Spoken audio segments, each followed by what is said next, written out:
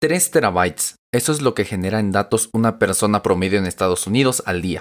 4.000 millones de terabytes o 40 zettabytes es lo que ha generado la humanidad de data hasta el 2020. Es mucha data, son muchas fotos, videos, tweets, bailes en TikTok, streamings y más. Pero este número crecerá cada vez más rápido porque ahora estamos atados a un aparato que genera datos de manera continua y sin que le digamos, el celular. Y cada vez hay más aparatos que generan datos cada segundo de manera automática, el Internet de las cosas. Por ello, es importante que hablemos del Big Data. Aquí, donde escuchas la magia que hay detrás de tu pantalla. Porque esto no es brujería, es tecnología. Como probablemente ya sepas si ya escuchaste algún otro episodio del podcast, el Big Data o los macrodatos no son un término nuevo, no son de este año. Los primeros registros se remontan a 1990 y muchos atribuyen la creación del término a John Massey. Y es el término que se usa regularmente al almacenamiento, tratamiento y muestreo de grandes cantidades de datos. No un Excel con 1.000.000 de registros, sino terabytes de información. Un terabyte son 1024 gigabytes, un gigabyte son 1024 megabytes y ese Excel probablemente no llegue ni a los 200 megabytes, así que imagínate. Pero hay gente que remonta el término de Big Data hasta el año 18.000 a.C., donde se han encontrado vestigios de métodos rudimentarios de información de almacenamiento de datos utilizando palos o trozos de hueso. En el 48 a.C., los romanos invaden y accidentalmente, o no, quién sabe, destruyen la biblioteca de Alejandría. Parte de los recursos se trasladaron a otros lugares, pero la mayoría de la colección fue quemada, perdida o robada. Hasta ese momento había logrado reunir 500.000 de documentos con la intención de almacenar todo el contenido de la humanidad, algo así como el Google de esa época. En 1663, John Grant realiza el primer experimento de análisis de datos estadísticos conocido. Con los datos de defunciones teoriza un sistema de alerta para la peste bubónica de toda Europa. En 1880, Herman Hollerith, empleado del censo estadounidense, desarrolla su máquina tabuladora. Con ella consigue reducir un trabajo de 10 años a solo 3 meses. Este ingeniero funda una compañía que posteriormente se conocería como IBM. Después, en 1965, se proyecta el primer centro de datos en Estados Unidos para guardar documentación de impuestos y huellas dactilares en cintas magnéticas. También se dice que el término Big Data lo dijo Eric Larson por primera vez en 1989. En 1993 nace la primera empresa dedicada a los datos, llamada ClickTech. Google nace en 1997, mismo año en el que se publica el estudio ¿Cuánta información hay en el mundo?, de Michael Lesk. En 2001, Doug Lenny de Gartner define las 3 Bs del Big Data. Estas son las que definen esta tecnología y son volumen, velocidad y variedad. En 2005 nace Hadoop, un software libre que es un entorno de trabajo para Big Data y que incluso hoy en día sigue siendo usado. Y en 2010, sí, hace 11 años, Eric Schmidt de Google menciona que los datos que se generan en solo 2 días equivalen a la cantidad de datos generados desde el inicio de la civilización humana hasta el 2003. Y creo que con esto ya quedó más que claro que el Big Data no es algo del nuevo mundo y la novedad. Ya está aquí y lo vives día a día. Cada que te sale un anuncio publicitario de cualquier red social es porque muchas personas con gustos similares a los tuyos se mostraron interesadas en ese anuncio y por medio de inteligencia artificial, la red social determina que tú también vas a responder favorablemente a ese anuncio, o sea, darle clic.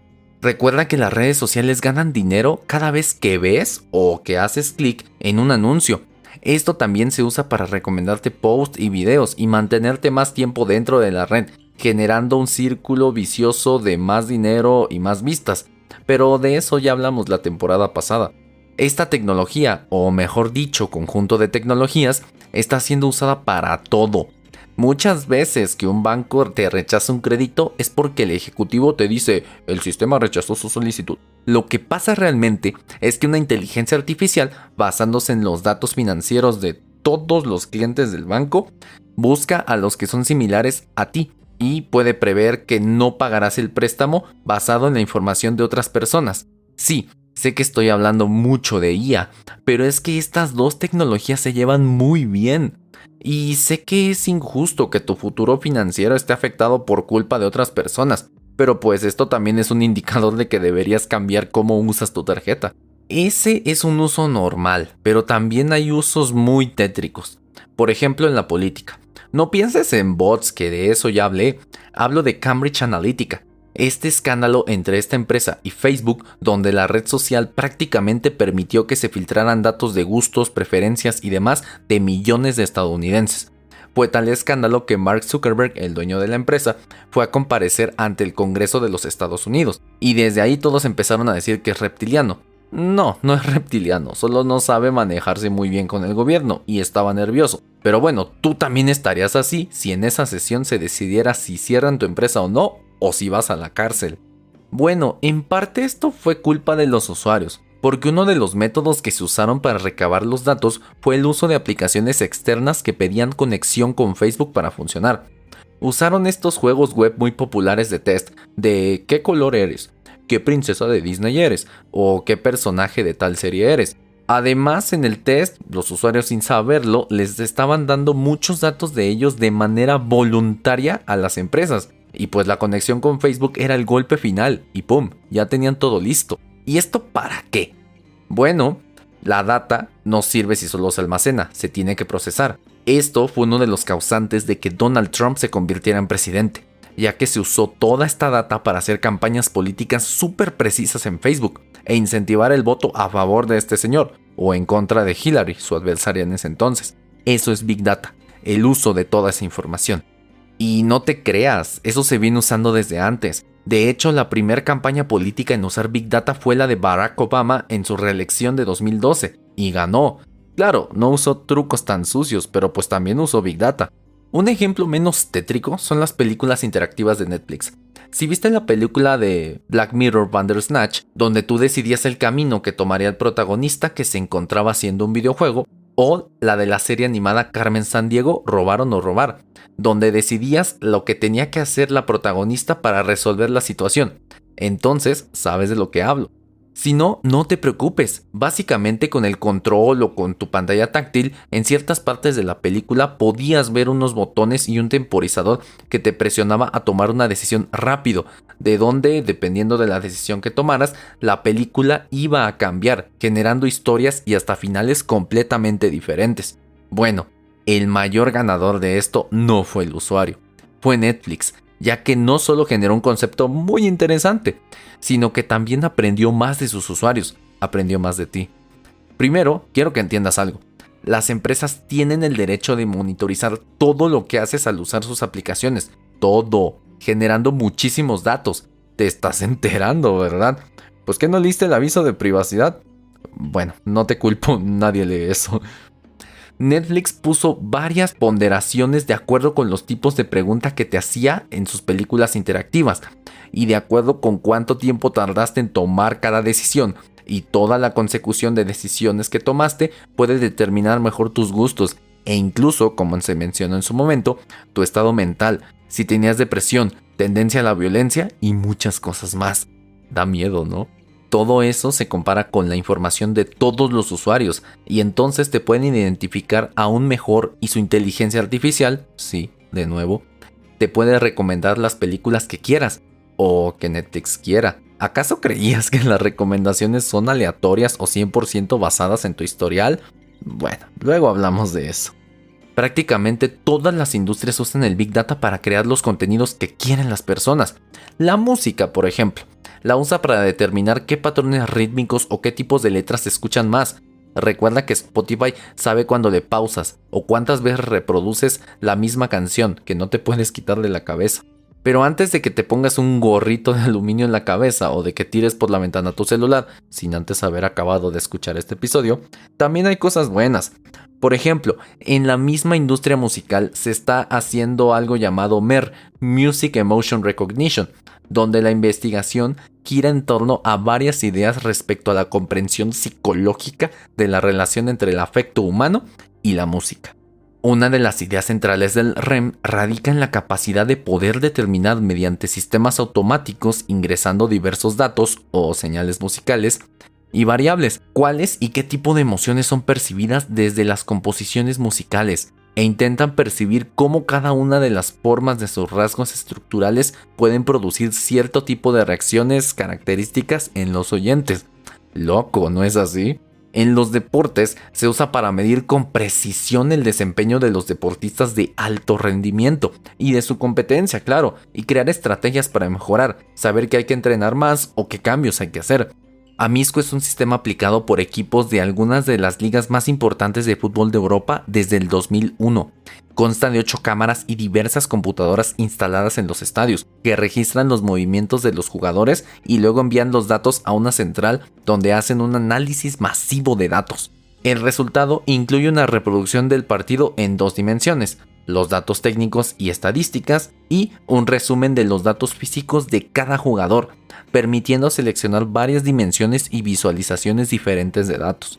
Y si quieres irte al mejor lado del Big Data, en 2012 en la Feria de Ciencias de Google, Brittany Wenger, estudiante de 18 años, presentó el proyecto de diseño de un software para ayudar al diagnóstico temprano del cáncer de mama llamado Cloud for Cancer, que utiliza una red de inteligencia artificial y las bases de datos de los hospitales para diferenciar una muestra de un tejido benigno de una muestra de un tumor maligno.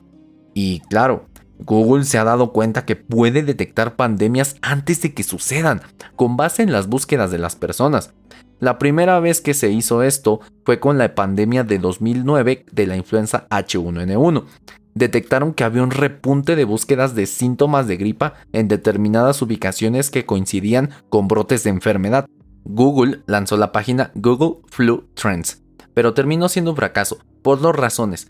1. Los datos estaban viciados, porque mucha gente entró no porque tenía la enfermedad, sino solo por curiosidad. Y 2, que solo se basaron en estos datos y no los usaron como complemento, como hizo Brittany, a métodos de estadística más tradicionales. Esto generó que el sitio predijera el doble de visitas al doctor de las que realmente hubo. Hoy en día existe Google Trends, plataforma de la empresa en la que puedes saber qué términos son más buscados por las personas, ver su comportamiento a través del tiempo y búsquedas relacionadas. Por ejemplo, si pones la palabra síntomas en Google Trends México, puedes ver que desde el 29 de febrero, un día después de detectado el primer caso de COVID-19 aquí, en México, hubo un pico inmenso de búsquedas con esa palabra, debido a que todos querían saber si tenían la enfermedad o no. Después fue bajando esa tendencia, o porque la gente perdió el interés, o porque ya sabían los síntomas de memoria, pero aún así, se ve un aumento considerable de búsquedas en comparación con antes del virus. Puedes ver cuándo murió un artista porque aumentan muchísimo las búsquedas de Google de ese artista. Puedes ver aumentadas las búsquedas de cierto país cuando pasa algo muy impactante y viral ahí. Aquí Google, que de hecho fue uno de los pioneros del Big Data, demuestra que sí aprendió de sus errores con Google Flu Trends, en especial en el área de limpieza y obtención de los datos. Mira, el Big Data no es obtener data a lo loco y ya. ¿Para qué me puede servir tu ubicación si sé que es falsa? O si no eres un comprador frecuente, o si compras solo en línea.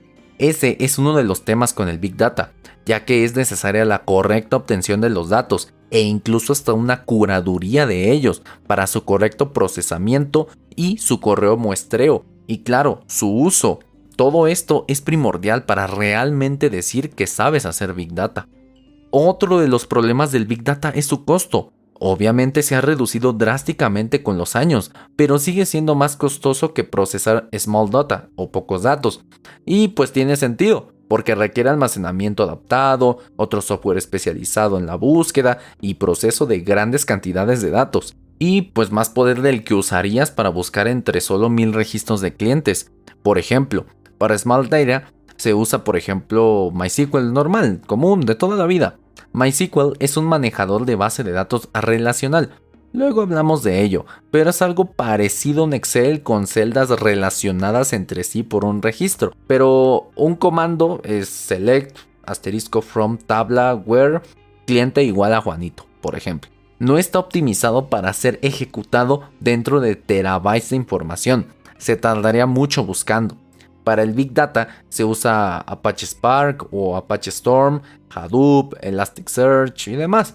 Todos estos están realmente enfocados en el almacenamiento de grandes cantidades de información, búsqueda, proceso, indexar y demás. Otra cuestión es la privacidad. Los defensores de la privacidad están preocupados por la amenaza a la privacidad que representa el aumento del almacenamiento y la integración de la información de identificación personal. Los paneles de expertos han publicado varias recomendaciones de políticas para adaptar la práctica a las expectativas de privacidad. El uso indebido de Big Data en varios casos por los medios, las empresas e incluso el gobierno ha permitido la abolición de la confianza en casi todas las instituciones fundamentales que sostienen a la sociedad. Y claro, con eso de que data is the new gold o que valen mucho tus datos, las empresas amasan una gran cantidad de poder. Además, Nayef Al-Rodan sostiene que se necesitará un nuevo tipo de contrato social para proteger las libertades individuales en un contexto de Big Data y corporaciones gigantes que poseen grandes cantidades de información. El uso de Big Data debería supervisarse y regularse mejor a nivel nacional e internacional.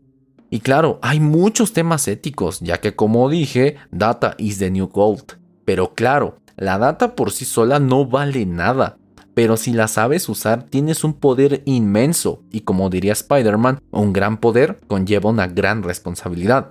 ¿Verdad, Facebook? Ni creas que no me enteré que se filtraron en foros de venta de datos y hackers la información de más de 530 millones de cuentas de usuario. Sí, ya lo resolviste, pero los datos ya están afuera. Ese también es el problema del Big Data. Al ser grandes cantidades de datos, las filtraciones y las consecuencias también son igual de grandes. Ok, va, le entro al Big Data, pero ¿cómo me incluyo? Supongo que mi computadora no servirá para esto. Pues supones bien, a menos que tengas un servidor en casa, tu computadora no te va a servir. Pues bueno, ahí puedes usar los servicios de nubes públicas. Escucha el episodio 3 de la segunda temporada o el episodio de cómputo en la nube en la primera temporada, que son Microsoft Azure, Amazon Web Services o Google Cloud, por mencionar algunos. Tienen varios servicios de Big Data. Del lado de Microsoft puedes usar HD Insights, Azure Databricks, Azure Data Lake Store o Azure Synapse Analytics. Además, Microsoft ofrece sus Cognitive Services para que puedas procesar los datos, aprender de ellos y actuar según esos datos.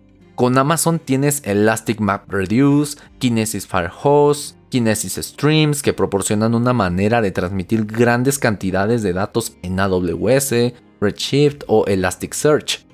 Del lado de Google Cloud puedes usar BigQuery, Cloud Data Store, Cloud Bigtable, que es una base de datos no SQL masivamente escalable, o sea, muy grande. Cloud Machine Learning, una plataforma gestionada para la máquina de aprendizaje y herramientas auxiliares como traductores y convertidores de voz. En muchos sentidos, estos tres grandes proveedores de la nube van al mismo ritmo, tienen las mismas características en los servicios de Big Data, aunque hay diferencias muy pequeñas en el rendimiento y que solo te darías cuenta de ellas poniéndolos en práctica. Claro, mientras que Google muy probablemente tiene una ventaja en la búsqueda, va más atrasado en la parte frontal de Business Intelligence, donde Microsoft tiene una ventaja enorme con toda su suite y con Cortana. El punto es que empieces ya, que después de escuchar este podcast vayas a aprender más de Big Data, pero sobre todo que no solo almacenes la data, como espero que hayas aprendido. La data que solo está almacenada no sirve de nada, no vale nada. Se tiene que procesar y posteriormente se tiene que dar un resultado. Ya tienes una máquina de Big Data dentro de tu cabeza, es tu cerebro. Se estima que el cerebro puede almacenar más de 2.5 petabytes, que son más de 2.5 millones de gigabytes de datos. Es muchísimo, pero la data que almacenas ahí solo sirve si la pones en práctica. Solo así aprendes, si vives esa experiencia. Si no me crees, escucha el episodio anterior en el que te traje un expertazo en educación. Recuerda que tú eres responsable de la data que generas, con la que trabajas y procesas y la que pones en tu cabeza y pones en práctica. Recuerda que los hechizos almacenados en cualquier disco duro, incluyendo el tuyo, solo sirven si los ejecutas. Y sobre todo, recuerda esto. Recuerda que no es brujería, es tecnología.